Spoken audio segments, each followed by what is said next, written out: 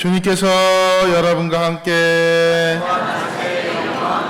루카가 전한 거룩한 복음입니다. 그때 예수님께서는 낙심하지 말고 끊임없이 기도해야 한다는 뜻으로 제자들에게 비유를 말씀하셨다.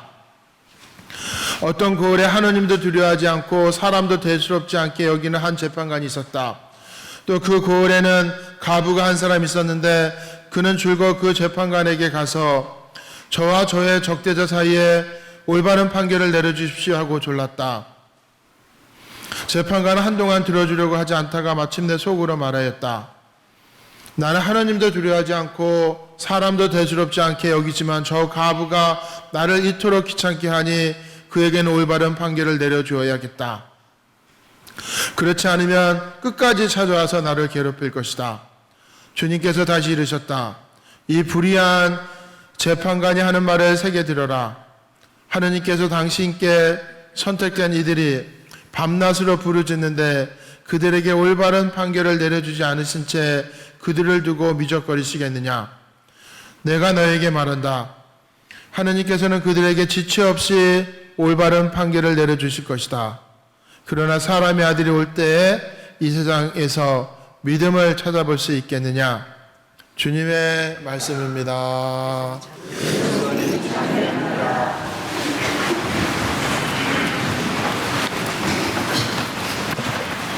참 예수님, 여러분 아침에 일어나서 신문 보세요? 근데 신문을 보시면은 새롭게 하루를 상쾌하게 시작을 해야 되는데 신문 보면서 하루 망칠 것 같은 기분 안 드세요? 세상 돌아가는 꼬락서니 하고 하면서 요즘은 그 신문 보면서 정치 얘기를 잘못하면은 막 싸워요. 싸우다가 막 서로 치고받고. 그래서 신문을 이렇게 펼치면서 진리가 막 질밟히고 그런 생각이 들면은 정말 너무 분해해가지고 하루를 기쁘고 은혜롭게 시작하는 게 아니라 망쳐버릴 것 같은 생각이 들 때가 많습니다. 그런데 예수님께서 제자들에게 뭐라고 하셨냐면 당신이 순환을 받고 결국은 죽게까지 되겠다고 말을 하니까 제자들이 그 불안하고 그 박해와 시련을 예상하고 근심하고 불안에 쌓이게 되잖아요. 그러니까 그렇게 근심과 불안에 쌓인 제자들에게 예수님께서 뭐라고 하시냐면은 낙심하지 말고 언제나 기도해라. 끝까지 기도해라. 라고 확신을 주십니다.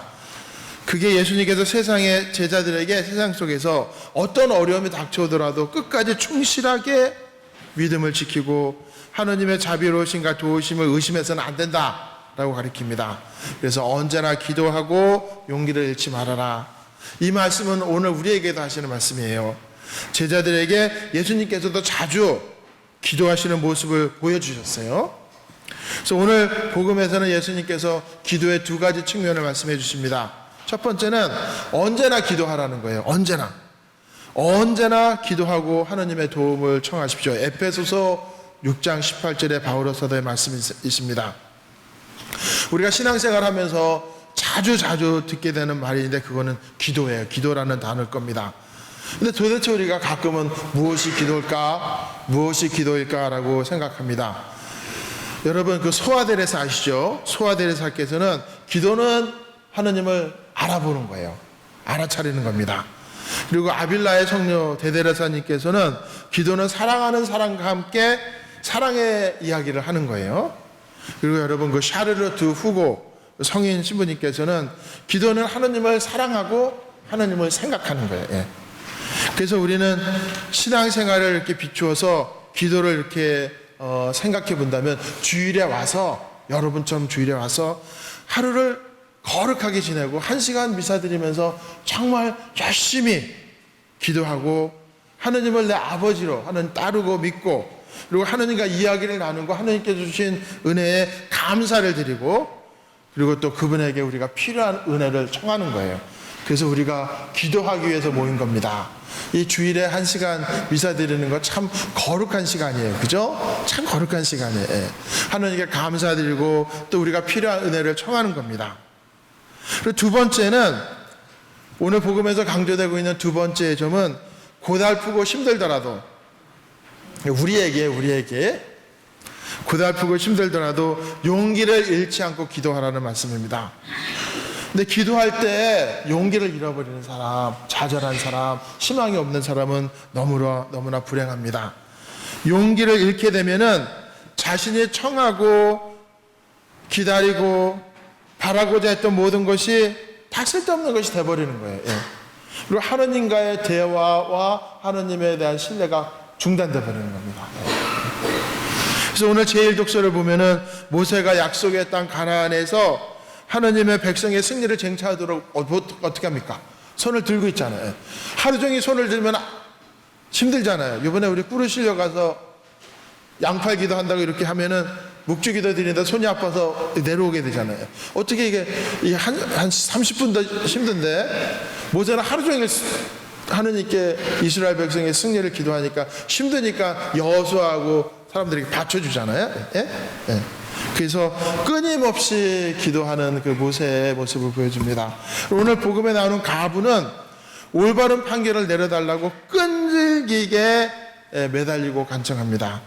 그래서 이렇게 모세의 하루 종일 올린 손하고 가부의 끈질긴 요구의 뿌리에는 어떠한 역경과 압력에도 불구하고 하느님께서 반드시 우리를 구해 주시려는 흔들림 없는 확신이 깃들어 있습니다.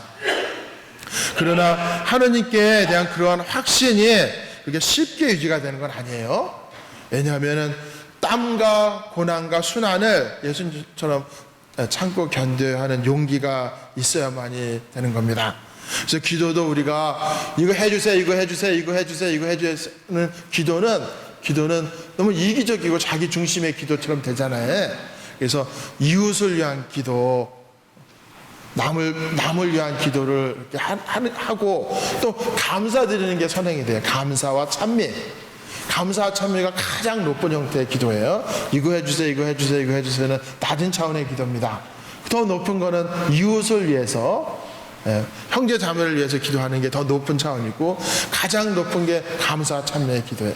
그 속에서 감사와 찬미 속에서 하느님께 필요한 은혜를 청하는 게 중요합니다. 그래서 오늘 진정으로 믿는 이는 용기를 잃지 않고 기도할 줄 아는 사람입니다. 그래서 언제나 기도하고 용기를 잃지 않고 참으로 믿음을 지니고 하느님께 기도해야 되겠습니다. 아멘.